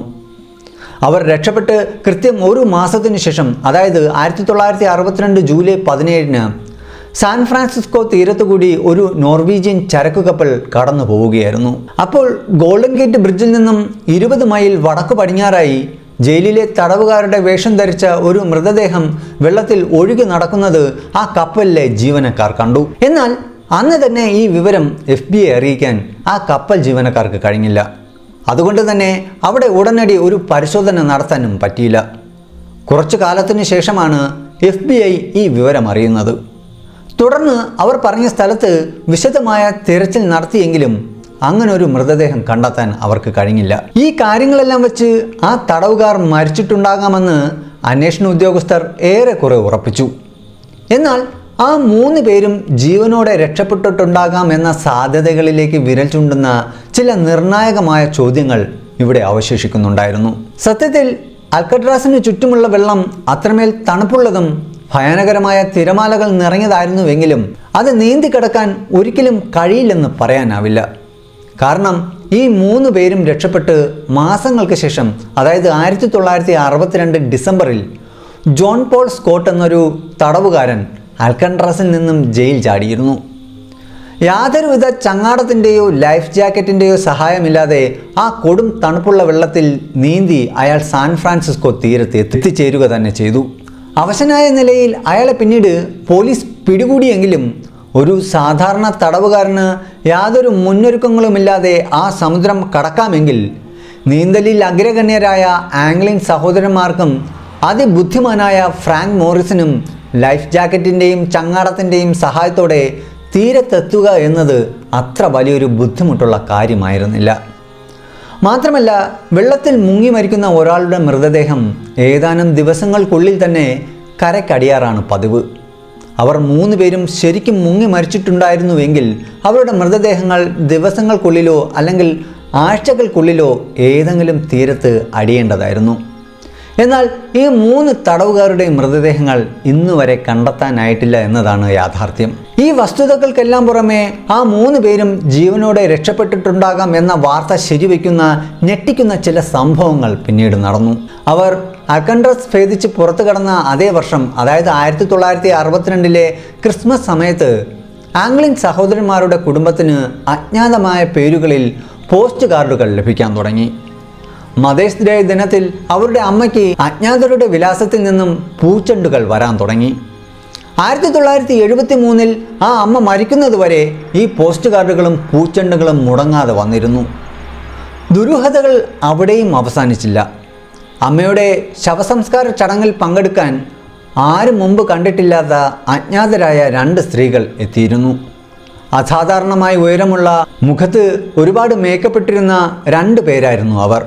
ഇതിന് കുറച്ച് വർഷങ്ങൾക്ക് ശേഷം ആംഗ്ലിൻ സഹോദരന്മാരുടെ പിതാവ് മരിച്ചപ്പോഴും അദ്ദേഹത്തിൻ്റെ ശവസംസ്കാര ചടങ്ങിലും സമാനമായ രീതിയിൽ ഉയരമുള്ള 2 അജ്ഞാത സ്ത്രീകൾ പങ്കെടുക്കാനെത്തിയിരുന്നു. അവർ കുറച്ചു നേരം അവിടെ നിന്നു. ഒരു മൂലയിൽ മാറി നിന്ന് കരഞ്ഞു. ആരുടെയും ശ്രദ്ധയിൽപ്പെടാതെ അവിടെ നിന്ന് അപ്രത്യക്ഷരാവുകയും ചെയ്തു. അത് മറ്റാരുമല്ല, ജോൺ ആംഗ്ലിനും ക്ലാരൻസ് ആംഗ്ലിനും ആയിരുന്നു എന്ന് അവരുടെ കുടുംബാംഗങ്ങൾ പിന്നീട് അവകാശപ്പെട്ടു. FBI കണ്ണു വെട്ടിച്ച് അവർ തങ്ങളുമായി ഏതെങ്കിലുമൊക്കെ രീതിയിൽ ബന്ധം പുലർത്തുന്നുണ്ടായിരുന്നു. ഇതിനു മുമ്പ് അമ്മയുടെ ശവസംസ്കാര ചടങ്ങിൽ സ്ത്രീയുടെ വേഷത്തിലെത്തിയ അവരെ അവിടെ ഉണ്ടായിരുന്ന വൻ FBI സംഘത്തിന് പോലും തിരിച്ചറിയാനോ പിടികൂടാനോ കഴിഞ്ഞിരുന്നില്ല എന്നത്രേ. അവർ ജീവിച്ചിരിപ്പുണ്ട് എന്നതിന് മറ്റൊരു തെളിവ് കൂടിയുണ്ട്. ആംഗ്ലിൻ സഹോദരന്മാരുടെ മൂത്ത സഹോദരനായ റോബർട്ട് ആംഗ്ലിൻ മരണക്കിടക്കയിൽ വച്ച് കുടുംബാംഗങ്ങളോട് ഒരു കാര്യം പറഞ്ഞിരുന്നു. ജോണിനെയും ക്ലാരൻസിനെയും കുറിച്ച് ആരും വിഷമിക്കേണ്ട. അവർ സുരക്ഷിതരാണ്. 1963 മുതൽ ഞാൻ അവരുമായി നിരന്തരം സമ്പർക്കം പുലർത്തുന്നുണ്ട് എന്നതായിരുന്നു അത്. ആംഗ്ലിൻ കുടുംബത്തിൻ്റെ ഈ വെളിപ്പെടുത്തൽ സഹോദരന്മാർ ജീവിച്ചിരിപ്പുണ്ടെന്ന വാദത്തിന് ശക്തി പകർന്നു. എന്നാൽ മറുവശത്ത് ഫ്രാങ്ക് മോറിസിൻ്റെ കസൻ സഹോദരനായ ബെഡ്വെറ്റും സമാനമായൊരു വെളിപ്പെടുത്തൽ നടത്തി. ജയിൽ ചാടി ദിവസങ്ങൾക്ക് ശേഷം ഫ്രാങ്ക് മോറിസ് തന്നെ സാന്റിയാഗോയിലെ ഒരു പാർക്കിൽ വെച്ച് കാണാൻ വന്നിരുന്നു എന്നായിരുന്നു അദ്ദേഹത്തിൻ്റെ അവകാശവാദം. അന്ന് ആ പാർക്കിൽ അദ്ദേഹത്തോടൊപ്പം ഉണ്ടായിരുന്ന മകളും ഈ വാദം പൂർണ്ണമായും ശരിവെച്ചു. ഈ 3 പേരും ജീവിച്ചിരിപ്പുണ്ടെന്ന് ഉറപ്പിക്കുന്ന ഇത്തരം നിരവധി തെളിവുകൾ FBI മുന്നിൽ എത്തിക്കൊണ്ടിരുന്നു. എന്നാൽ എത്ര അന്വേഷിച്ചിട്ടും പോലീസിനോ FBI യാതൊരു തുമ്പും ലഭിച്ചില്ല. അങ്ങനെ അന്വേഷണം 16 വർഷത്തോളം നീണ്ടു നിന്നു. ഒടുവിൽ യാതൊരു തെളിവും ലഭിക്കാതെ പരാജയം സമ്മതിച്ചുകൊണ്ട് 1979 FBI ഈ കേസ് ഔദ്യോഗികമായി അവസാനിപ്പിച്ചു. തുടർന്ന് ഇതിൻ്റെ അന്വേഷണ ചുമതല പൂർണ്ണമായും US മാർഷൽ സർവീസിന് കൈമാറുകയും ചെയ്തു. എന്നാൽ ദുരൂഹതകൾ നിറഞ്ഞ ഈ കേസിൽ FBI കണ്ടെത്താൻ കഴിയാത്ത എന്ത് മാറ്റമാണ് US മാർഷലിന് കണ്ടെത്താൻ കഴിയുക? US മാർഷൽസിൻ്റെ കീഴിലും വർഷങ്ങളോളം അന്വേഷണം തുടർന്നു. എന്നാൽ ആ 3 തടവുകാരെക്കുറിച്ചുള്ള യാതൊരു വിവരമോ അവർക്കെതിരെയുള്ള കൃത്യമായ തെളിവുകളോ കണ്ടെത്താൻ അവർക്കും കഴിഞ്ഞില്ല. അങ്ങനെ ഇരിക്കെ എങ്ങുമെത്താതെ കിടന്ന ഈ കേസിൻ്റെ അന്വേഷണത്തിന് പുതുജീവൻ നൽകിക്കൊണ്ട് ആ നിർണായകമായ സംഭവം നടന്നു. 2003 കേസിൻ്റെ അന്വേഷണ ചുമതല US മാർഷലായ മൈക്കൽ ഡെക്കിന് എത്തിച്ചേർന്നു. ഈ കേസുമായി ബന്ധപ്പെട്ട് വർഷങ്ങളായി പൊടി പിടിച്ചു കിടന്ന പഴയ ഫയലുകളെല്ലാം അദ്ദേഹം വീണ്ടും മരിച്ചു പറക്കാൻ തുടങ്ങി. മാരി കൗണ്ടി പോലീസ് സ്റ്റേഷനിലെ പഴയ റെക്കോർഡുകൾ പരിശോധിച്ച ഡെക്കിന് അവിടെ നിന്നും കേസിൻ്റെ ഗതി മാറ്റുന്ന ഞെട്ടിപ്പിക്കുന്ന ചില വിവരങ്ങൾ ലഭിച്ചു. ആ 3 തടവുകാർ ജയിൽ ചാടിയ അതേ രാത്രിയിൽ മാരിൻ കൗണ്ടിയിൽ നിന്ന് ഒരു കാർ മോഷണം പോയതിൻ്റെ പോലീസ് റിപ്പോർട്ടായിരുന്നു അത്. ഏറ്റവും അത്ഭുതകരമായ കാര്യമെന്തെന്നാൽ 3 പേർ ചേർന്നാണ് ആ കാർ മോഷ്ടിച്ചതെന്ന് ദൃക്സാക്ഷികൾ മൊഴി നൽകിയിരുന്നു. അതൊരു ബ്ലൂ ഷെവി കാറായിരുന്നു. മോഷണം പോയതിൻ്റെ പിറ്റേ ദിവസം മാരിൻ കൗണ്ടിയിൽ നിന്ന് 100 മൈൽ അകലെയുള്ള കാലിഫോർണിയയിലെ സ്റ്റോക്ക്ഡൗണിൽ ഈ കാർ പലരും കണ്ടിരുന്നു. കാറിൽ 3 യാത്രക്കാരുണ്ടായിരുന്നു. വളരെ അമിത വേഗത്തിൽ പാഞ്ഞുപോയ ആ കാർ മറ്റു വാഹനങ്ങളുമായി കൂട്ടിയിടിക്കുന്നതിൽ നിന്ന് തലനാഴിരയ്ക്കാണ് രക്ഷപ്പെട്ടത്. അതുമായി ബന്ധപ്പെട്ട് അന്ന് സ്റ്റോക്ക്ഡൗൺ പോലീസിൽ ഒരാൾ പരാതിയും നൽകിയിരുന്നു. ഈ വിവരങ്ങളെല്ലാം അന്ന് അലൻ വെസ്റ്റ് പോലീസിന് നൽകിയ മൊഴിയുമായി ചേർത്ത് വായിക്കുമ്പോൾ ഒരു കാര്യം വ്യക്തമായിരുന്നു. രക്ഷപ്പെട്ട തടവുകാർ എല്ലാം തങ്ങളുടെ മാസ്റ്റർ പ്ലാൻ അനുസരിച്ച് തന്നെയാണ് ചെയ്തത്. അവർ മാരിൻ കൗണ്ടിയിൽ നിന്നും വിജയകരമായി കാർ മോഷ്ടിച്ച് തങ്ങളുടെ ലക്ഷ്യസ്ഥാനത്തേക്ക് കടന്നു കളഞ്ഞു. പക്ഷേ 1962 ഈ അന്വേഷണ റിപ്പോർട്ടുകൾ 40 വർഷങ്ങൾക്ക് ശേഷമാണ് വീണ്ടും പരിശോധിക്കപ്പെടുന്നത് എന്നതുകൊണ്ട് തന്നെ ആ പ്രതികളെ കണ്ടെത്താൻ മൈക്കൽ ഡെക്കിന് ഈ വിവരങ്ങൾ വലിയ സഹായമായില്ല. ഒരു വശത്ത് അന്വേഷണ ഉദ്യോഗസ്ഥർക്ക് കൃത്യമായൊരു തെളിവും ലഭിക്കാതെ ഇരുട്ടിൽ തപ്പുമ്പോൾ, മറുവശത്ത് ആ 3 പേരും ജീവനോടെ കണ്ടു എന്ന് അവകാശപ്പെടുന്ന സംഭവങ്ങൾക്ക് യാതൊരു കുറവും ഉണ്ടായിരുന്നില്ല. ഇതേ തുടർന്ന് വർഷങ്ങളും പതിറ്റാണ്ടുകളും കടന്നുപോയി. അങ്ങനെ കാലം 2015 ഈ കേസിനെ സംബന്ധിച്ച് ഏറ്റവും നിർണായകമായ മറ്റൊരു പുതിയ വെളിപ്പെടുത്തൽ ആ വർഷം പുറത്തു വന്നു. ജയിൽ ചാടിയ ശേഷം ആ തടവുകാർ എങ്ങോട്ടാണ് അപ്രത്യക്ഷരായത് എന്ന വലിയ ചോദ്യത്തിന് ഉത്തരം നൽകുന്നതായിരുന്നു അത്. സംഭവം ഇതായിരുന്നു. 2015 ജോൺ ആംഗ്ലിൻ്റെയും ക്ലാരൻസ് ആംഗ്ലിൻ്റെയും കുടുംബാംഗങ്ങൾ വിരമിച്ച ഒരു US മാർഷൽ ഇൻവെസ്റ്റിഗേറ്ററെ കണ്ട് ഒരു രഹസ്യം വെളിപ്പെടുത്തി. 1992 ഫ്രെഡ് ബില്ലി എന്നു പേരുള്ള തങ്ങളുടെ ഒരു കുടുംബ സുഹൃത്ത് തങ്ങൾക്ക് ഒരു ഫോട്ടോ കൊണ്ടുവന്ന് തന്നിരുന്നു. 1975 ബ്രസീലിൽ വച്ച് എടുത്ത ഒരു ഫോട്ടോയായിരുന്നു അത്. ആ കുടുംബം റിട്ടയർഡ് ഇൻവെസ്റ്റിഗേറ്ററിന് കൈമാറിയ ആ ഫോട്ടോയിൽ കൂളിംഗ് ഗ്ലാസ് വെച്ച 2 പേർ നിൽപ്പുണ്ടായിരുന്നു. ഫോട്ടോയിലുള്ളത് മറ്റാരുമല്ല, ജോൺ ആംഗ്ലിനും ക്ലാരൻസ് ആംഗ്ലിനുമാണെന്ന് കുടുംബം ഉറപ്പിച്ചു പറഞ്ഞു. വർഷങ്ങൾക്ക് ശേഷം, അതായത് 2020 നിർമ്മിത ബുദ്ധിയുടെ സഹായത്തോടെ ഈ ഫോട്ടോയുടെ ഫേഷ്യൽ റെക്കഗ്നൈസേഷൻ നടത്തിയപ്പോൾ എല്ലാവരും ഞെട്ടിക്കുന്ന ആ സത്യം സ്ഥിരീകരിക്കപ്പെട്ടു. ആ ഫോട്ടോയിലുള്ളത് ജോണും ക്ലാരൻസും തന്നെയായിരുന്നു. എന്നാൽ ഇത് 1975 ആ പഴയ ഫോട്ടോ ആയിരുന്നതിനാൽ തന്നെ നിലവിൽ അവരെ കണ്ടെത്താൻ ഇതുകൊണ്ട് വലിയ പ്രയോജനമൊന്നും ഉണ്ടായിരുന്നില്ല. തുടർന്ന് 2016 മറ്റൊരു സംഭവം കൂടി പുറത്തു വന്നു. മരണക്കിടക്കയിലായിരുന്ന ഒരാൾ മരിക്കുന്നതിന് തൊട്ട് മുമ്പ് തന്നെ പരിചരിച്ചിരുന്ന നേഴ്സിനോട് ഒരു രഹസ്യം വെളിപ്പെടുത്തി. അൽക്കട്രാസ് ജയിലിൽ നിന്നും ഫ്രാങ്ക് മോറിസിനെയും ജോൺ ക്ലാരൻസ് സഹോദരന്മാരെയും രക്ഷപ്പെടാൻ സഹായിച്ചത് താനായിരുന്നു.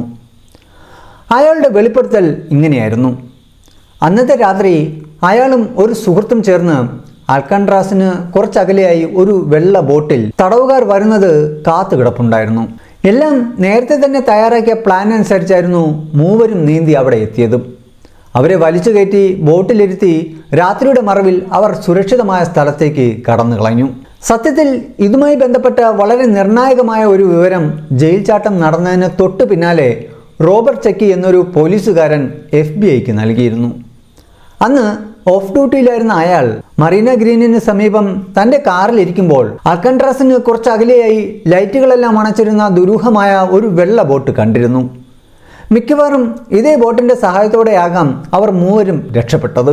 എന്നാൽ അന്നത് വലിയ കാര്യമാക്കാതിരുന്ന FBI ആ വഴിക്ക് കാര്യമായ അന്വേഷണമൊന്നും നടത്തിയിരുന്നില്ല എന്നതാണ് സത്യം. അൽക്കട്രാസിൽ നിന്നുള്ള ആ 3 തടവുകാരുടെ രക്ഷപ്പെടലിൻ്റെ ഈ ദുരൂഹത ഓരോ വർഷം കഴിയുന്തോറും പുതിയ വഴിത്തിരിവിലൂടെ കടന്നുപോയിക്കൊണ്ടേയിരുന്നു. അങ്ങനെയിരിക്കെ 2018 സാൻ ഫ്രാൻസിസ്കോ പോലീസ് ഏവരെയും അമ്പരിച്ചുകൊണ്ട് മറ്റൊരു ഞെട്ടിപ്പിക്കുന്ന വെളിപ്പെടുത്തൽ നടത്തി. 2013 തങ്ങൾക്ക് ലഭിച്ചതും എന്നാൽ 2018 മാത്രം ലോകത്തിന് മുന്നിൽ അവർ പരസ്യപ്പെടുത്തിയതുമായ ഒരു കത്തിനെക്കുറിച്ചുള്ള വിവരമായിരുന്നു അത്. ജോൺ ആംഗ്ലിൻ നേരിട്ട് എഴുതിയതെന്ന് അവകാശപ്പെടുന്ന ആ കത്തിൽ തങ്ങൾ മൂവരും അന്ന് രാത്രി ജീവനോടെ രക്ഷപ്പെട്ടുവെന്നും ഫ്രാങ്ക് മോറിസും സഹോദരൻ ക്ലാരൻസും വർഷങ്ങൾക്ക് മുമ്പേ മരിച്ചുപോയെന്നും അയാൾ പറഞ്ഞിരുന്നു. ഈ കത്ത് അന്വേഷണ ഉദ്യോഗസ്ഥരെ ആകെ കുഴപ്പത്തിലാക്കി. ജോൺ ആംഗ്ലിൻ്റെ വിരലടയാളം, DNA, കൈയക്ഷരം എന്നിവ ഉപയോഗിച്ച് ആ കത്ത് അവർ വിശദമായി പരിശോധിച്ചു. എന്നാൽ ആ പരിശോധനാ ഫലങ്ങളെല്ലാം പരസ്പര വിരുദ്ധമായിരുന്നു. അതായത് ആ കത്ത് എഴുതിയത് ജോൺ തന്നെയാണോ അല്ലയോ എന്ന് കൃത്യമായി സ്ഥിരീകരിക്കാൻ അവർക്ക് ഇതുവരെ കഴിഞ്ഞിരുന്നില്ല. ഇങ്ങനെയെല്ലാമുള്ള ചോദ്യങ്ങൾക്കുള്ള കൃത്യമായ ഉത്തരം ഇന്നും അമേരിക്കൻ അന്വേഷണ ഏജൻസികൾക്ക് അജ്ഞാതമാണ്. 60 വർഷങ്ങൾക്കിപ്പുറവും ചുരുളഴിയാത്ത ഒരു രഹസ്യമായി ഈ കേസ് ഇന്നും അവരുടെ ഫയലുകളിൽ ഉറങ്ങിയിരിക്കുകയാണ്. FBI-യുടെയും US മാർഷൽസിൻ്റെയും ഉറക്കം കെടുത്തിയ വെറുമൊരു കേസ് മാത്രമായിരുന്നില്ല ഇത്. മറിച്ച് ലോകത്തെ ഏറ്റവും വലിയ സുരക്ഷാ ജയിലായ അൽക്കട്രാസിന് താഴ്വിടാൻ കാരണമായതും ഈ ചരിത്രപരമായ ജയിൽ ചാട്ടമായിരുന്നു. ഇവർ മൂവരും രക്ഷപ്പെട്ട് വെറും 9 മാസങ്ങൾക്ക് ശേഷം, കൃത്യമായി പറഞ്ഞാൽ 1963 മാർച്ച് 21 അൽക്കട്രാസ് ജയിൽ എന്നേക്കുമായി അടച്ചുപൂട്ടി. ഒരു കാലത്ത് അമേരിക്കയിലെ ഏറ്റവും വലിയ കൊടും കുറ്റവാളികളെ താമസിപ്പിച്ചിരുന്ന, ഒരിക്കലും രക്ഷപ്പെടാൻ കഴിയില്ലെന്ന് ലോകം വിശ്വസിച്ചിരുന്ന ആ കുപ്രസിദ്ധ ജയിൽ ഇന്ന് ആ പഴയ കഥകൾ ഉറങ്ങുന്ന വെറുമൊരു വിനോദസഞ്ചാര കേന്ദ്രം മാത്രമായി സമുദ്രത്തിന് നടുവിൽ അവശേഷിക്കുന്നു. ഈ വീഡിയോ നിങ്ങൾക്ക് ഉപകാരപ്രദമായെന്ന് വിശ്വസിക്കുന്നു. ഈ വീഡിയോയെക്കുറിച്ചുള്ള നിങ്ങളുടെ അഭിപ്രായങ്ങൾ കമൻറ്റ് ചെയ്യുക.